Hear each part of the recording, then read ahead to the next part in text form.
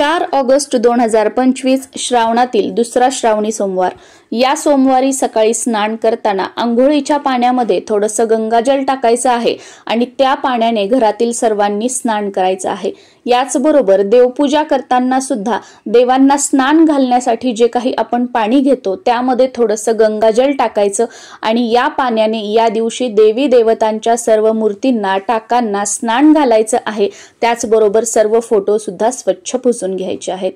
श्रावणी सोमवारची पूजा करण्यासाठी सकाळची वेळ उत्तम असते, पण काही कारणाने जर तुम्हाला सकाळी श्रावणी सोमवारची पूजा करणं शक्य झालं नाही तर संध्याकाळचा प्रदोष काळ जो असतो तो शिवपूजा करण्यासाठी उत्तम मानला जातो। प्रदोष काळ म्हणजे काय?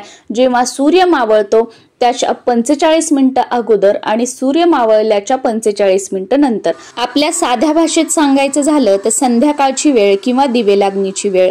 नमस्कार सर्वांना, मी प्रांजली। या व्हिडिओमध्ये मी तुमच्यासोबत साध्या व सोप्या पद्धतीने दुसऱ्या श्रावणी सोमवारी शिवपूजा कशी करावी, या दिवशी शिवामूठ काय आहे ती कशी अर्पण करावी, दुसऱ्या दिवशी उत्तर पूजा कशी करायची, या शिवामुठीचं काय करायचं, अशी बरीच माहिती या व्हिडिओमध्ये मी तुमच्यासोबत शेअर करणार आहे। श्रावणी सोमवारची पूजा तुम्ही देवघरासमोरच करू शकता। वेगळी अशी विशिष्ट पूजा मांडणी करण्याची गरज नाही।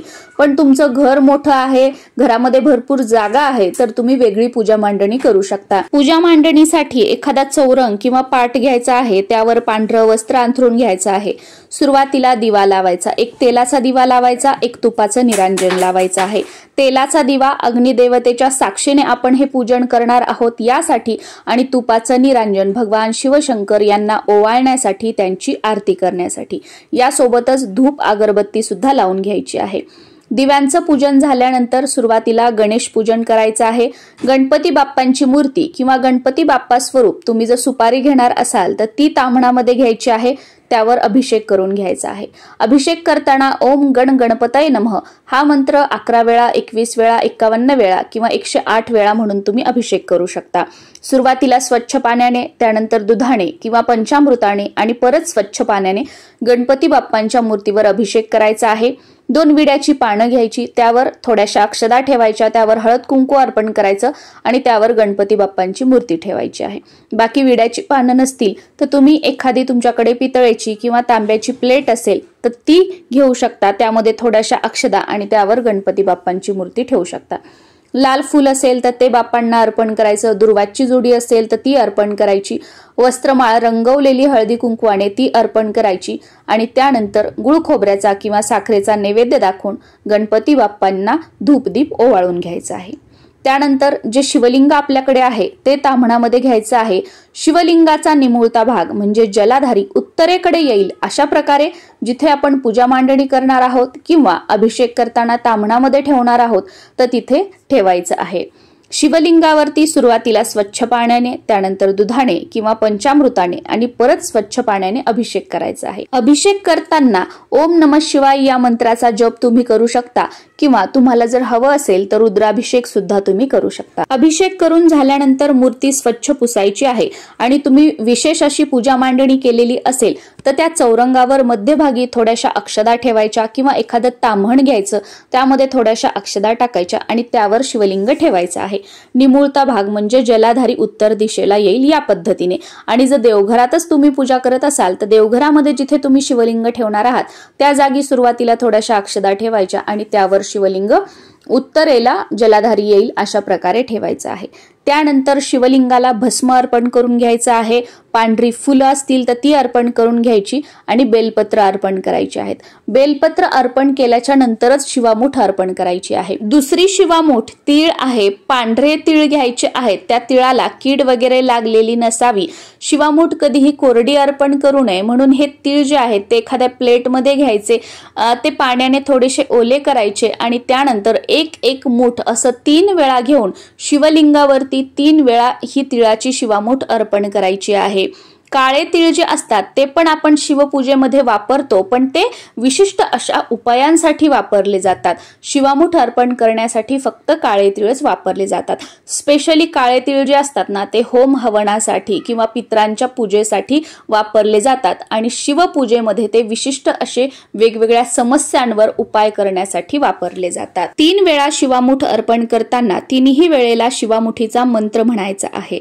या प्रकारे सकाळी जर पूजा केली असेल तर संध्याकाळी प्रदोष काळामध्ये सुद्धा या पूजेसमोर दिवा लावायचा आहे। भगवान शिवशंकरांना धूप दीप ओवाळून घ्यायची आहे आणि नमस्कार करायचा आहे। आणि दुसऱ्या दिवशी म्हणजे मंगळवारी सकाळी स्नान वगैरे झाल्यानंतर आपल्याला उत्तर पूजा करायची आहे।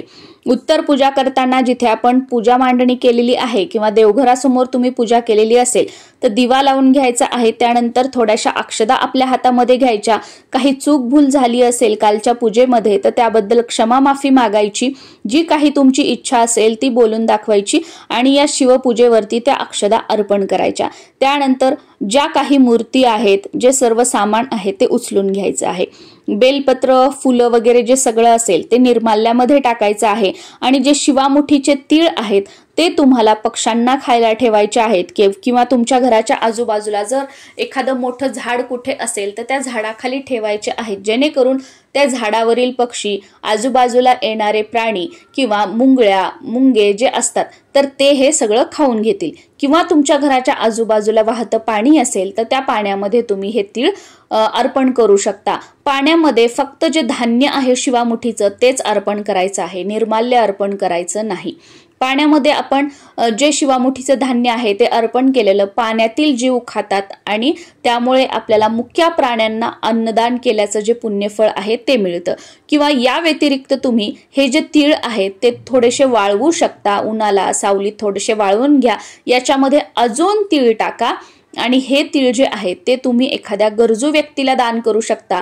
किंवा तुमच्या घराच्या आजूबाजूला शिवमंदिर कुठे असेल तर त्या शिवमंदिरामध्ये तुम्ही ठेवून येऊ शकता किंवा अर्पण करू शकता।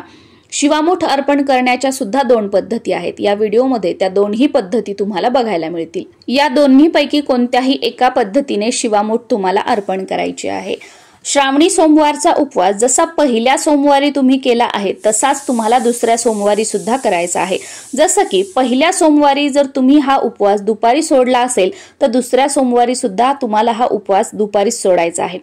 पहिल्या श्रावणी सोमवारी जर तुम्ही रात्री उपवास सोडला असेल तर दुसऱ्या श्रावणी सोमवारी सुद्धा तुम्हाला रात्रीच उपवास सोडायचा आहे। आणि शिवपूजा झाल्यानंतर म्हणजे शिवलिंगाला शिवामूठ वगैरे अर्पण करून झाल्यानंतर तुम्हाला काहीतरी गोडाचा, साखरेचा, दूध साखरेचा, पेढ्याचा नैवेद्य दाखवायचा आहे आणि त्यानंतर भगवान शिवशंकरांची आरती करायची आहे। भगवान शिवशंकरांची आरती लवथवती विक्राळा ब्रह्मांडी माळा ही आहे। ही आपल्या चॅनलवर मी अपलोड केलेली आहे। त्या आरतीची लिंक खाली डिस्क्रिप्शन मध्ये मी तुम्हाला देत आहे। या आरतीला म्युझिक नाहीये, त्याच्यामुळे अगदी लवकर पटकन ही आरती करून होते आणि आरती झाल्यानंतर शिवलीलामृतातील 11व्या अध्यायाचं पठण करायचं आहे। तुम्ही रुद्राभिषेक जरी केला तर रुद्राभिषेक झाल्यानंतर तुम्हाला शिवलिंगाची आरती करायची आहे आणि रुद्राध्यायाचं पठण करायचं आहे। शिवलीलामृतातील 11वा अध्याय सुद्धा मी आपल्या चॅनलवर अपलोड केलेला आहे। त्या व्हिडिओची लिंक सुद्धा खाली मी डिस्क्रिप्शन बॉक्स मध्ये देत आहे। नक्कीच हा जो 11वा अध्याय आहे तुमच्या घरामध्ये तुम्ही प्रदोष काळामध्ये ऐकू शकता किंवा सकाळी शिवपूजा झाल्यानंतर तुम्ही ऐकू शकता, जर तुम्हाला काही कारणाने वाचणं शक्य नसेल तर। आय होप तुमच्या सगळ्या प्रश्नांची उत्तरं तुम्हाला मिळालेली असतील। तर या पद्धतीने तुम्ही दुसऱ्या श्रावण सोमवारी शिवलिंगाची पूजा करू शकता आणि दुसऱ्या श्रावणी सोमवारची शिवामूठ आहे पांढरे तीळ। नमस्कार।